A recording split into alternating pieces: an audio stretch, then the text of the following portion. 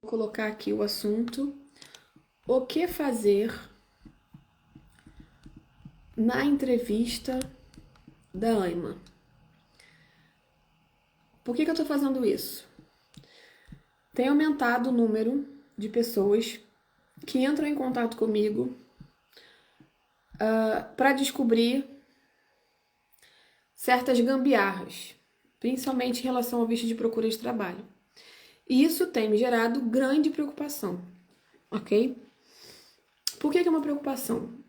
Porque vocês entendem que a maneira que vocês têm de resolver o problema é através de documentos fraudulentos. A palavra é essa.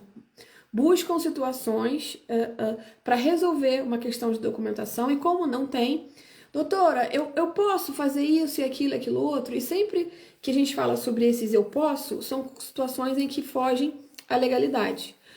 Meu primeiro alerta é, não façam isso. Vou dar um exemplo. Recebi uma ligação hoje de uma pessoa, veio com visto de procura de trabalho, não fez o visto comigo, obviamente, e disse o seguinte: olha, doutora, eu tenho que me apresentar na AIMA na próxima semana e eu ainda não tenho um contrato de trabalho. O que eu faço?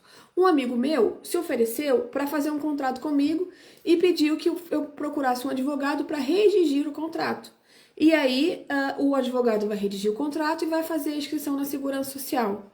Eu ouvi, assinei o sinal de alerta e falei para ele assim: jamais faça isso. Então, isso é uma situação. Por quê? Quem vem com visto de procura de trabalho tem a oportunidade de pedir a prorrogação. Então, você vai se apresentar no dia da entrevista, tá? Essa situação. Não encontrei um trabalho. Ele está trabalhando, por acaso. Só que o patrão dele não quer dar um contrato. Então, já começa a ser irregular em relação a isso. Qual é o meu conselho para essas pessoas que estão trabalhando e não precisam de um contrato de trabalho para a entrevista e o patrão não quer dar? Procure outro trabalho. E faça uma denúncia desse profissional na ACT, tá? Porque isso é proibido. A menos que tenha sido feita uma negociação em que ele vai fazer um contrato de serviços e exigiu de você situações em que você vai ser um prestador de serviço e não um trabalhador por conta de outro. E para isso você tem que abrir uma atividade nas finanças. E não está vinculado necessariamente apenas a ele, tá? Você, como um trabalhador independente, pode trabalhar em outras instituições. Isso é um ponto. A segunda situação é, voltando ao caso daquele amigo, né? Da pessoa que nos procurou. Ele queria que eu fizesse um contrato nesses termos. Eu disse que não, porque eu não pratico fraude. E disse o seguinte: vá procurar um outro empregador. Na situação dele, ele não encontra um outro empregador. O que ele tem que fazer? Vá até a AIMA e você vai pedir uma prorrogação do seu visto. É para isso que existe a prorrogação. E aí, nesse caso, você vai demonstrar que você tem um título de retorno, e aí você vai alterar a data da sua passagem, porque inicialmente ela tem uma data prevista para 120 dias depois que você chega em Portugal, e aí, nesse caso, se você vai pedir uma prorrogação, você vai pedir uma prorrogação a partir da sua ida à AIMA, ou seja, você vai contar a data do seu agendamento mais 60 dias. E você vai apresentar esse título de regresso. E, além disso, você vai apresentar que você tem meios de subsistência para esses outros 2 meses restantes.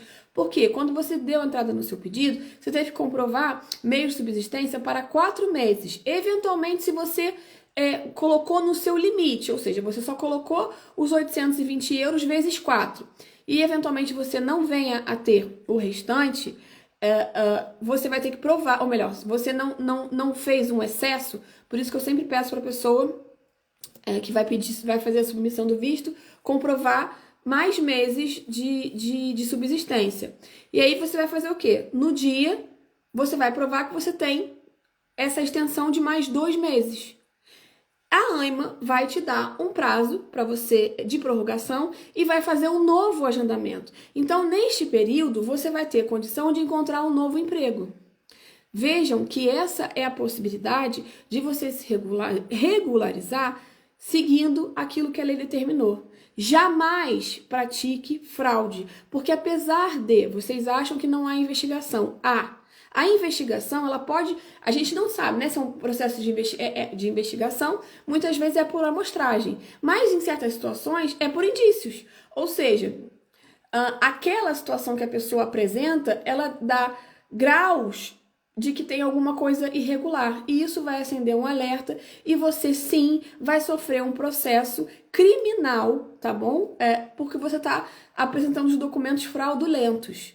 Então, ao invés de você começar a sua vida em Portugal de maneira digna, correta, dentro da legislação, o que você faz? Por não conhecer ou por receio, vai pegar esses atalhos. Não pegue, eles não vão levar você a um bom lugar, tá bom?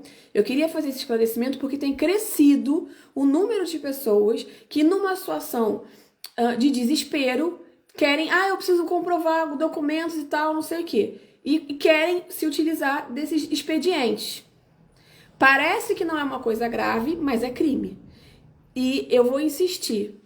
Você não precisa fazer isso.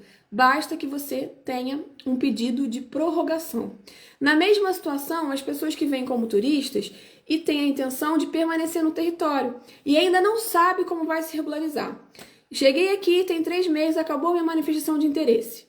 Não tem mais a possibilidade de me regularizar por essa via. O que eu faço, doutora? Vou embora? Depende. Porque também existe um mecanismo que você pode pedir a prorrogação de permanência no território para tratar diversos assuntos. E aí, neste caso, de novo, você vai fazer um agendamento, vai se apresentar na AIMA, vai apresentar o seu título de retorno, ou seja, a sua passagem de volta, naquela data após os 3 meses da entrevista na AIMA para o pedido de prorrogação e vai apresentar os meios de subsistência. Agora eu vou abrir rapidinho, como eu sempre faço, o espaço para vocês fazerem perguntas. Já vi que tem algumas aqui. Vamos lá. A Suelen está perguntando se já temos o termo, já temos o decreto-lei para prorrogação? Não, ainda não saiu, tá? Vai sair e ele deve ser emitido antes do dia 30. Deixa eu ver mais as outras perguntas. É só a da Suelen? Parece que sim. Bom, é isso, gente. Não tem mais nenhuma pergunta que eu possa assim responder que seja de caráter emergencial. Tá bom? Ficou aí a dica para vocês. Vocês que conhecem pessoas que estão nessa situação com visto de procura de trabalho e ainda não encontraram emprego, passem esse vídeo para essas pessoas. O que eu observo aqui? E aí eu vou dar um desabafo. Muita gente vê o meu conteúdo, isso é verdade. Ninguém compartilha. O que a gente percebe em relação a isso? Aquela informação é uma informação de caráter público. Se vocês estão vendo uma coisa que pode interessar outras pessoas, eu não entendo por que vocês não usam a ferramenta do compartilhamento. Para mim, me parece o seguinte, olha, eu perdi o meu tempo para escutar esse conteúdo aqui, e aí, coitado de quem não assistiu, não vou compartilhar. Fica mais ou menos por aí. Agora, quando é uma piadinha, quando é uma coisa engraçada, quando é uma sátira, todo mundo compartilha. Só que isso é uma informação de caráter público. Não guarde para você. Se não é o seu problema, pode ser o do seu amigo. Então, você vai compartilhar essa informação com ele. Digamos que ele está numa situação dessa, prestes a cometer uma irregularidade. Você aponta para ele, olha, tem uma solução para o seu caso. Assista esse vídeo aqui. Isso é você fazer aquela comunicação que é a comunicação pertinente correr. Não é compartilhar desinformação, é compartilhar uma informação coerente, tá bom? Beijinho pra vocês e até o próximo vídeo.